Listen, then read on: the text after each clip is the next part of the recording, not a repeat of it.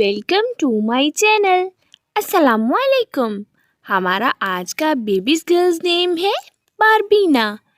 बारबीना की इंग्लिश में स्पेल्स हैं BARBINA, बारबीना।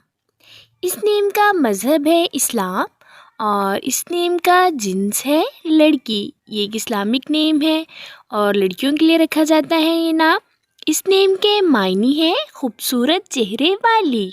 इस नेम के हरूफ की बात करें तो उर्दू में इसके 7 हरूफ के साथ एक लफ्ज़ बनता है और इंग्लिश में इसके 7 लेटर्स 1 वर्ड।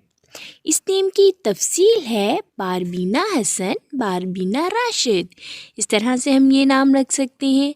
आप भी अपने नाम का मायने जानने के लिए कमेंट्स में अपना नाम लिखें और मायने जानिए। एंड अपने नाम की स्पेशल वीडियो बनवाने के लिए भी आप मेरे कमेंट बॉक्स में अपना नाम कमेंट कर सकते हैं। And please like the video, subscribe my channel. Okay dears, फिर मिलेंगे न्यू नेम न्यू वीडियो के साथ। अपना ख्याल रखिएगा, दुआओं में याद रखिएगा। अल्लाह हाफिज़।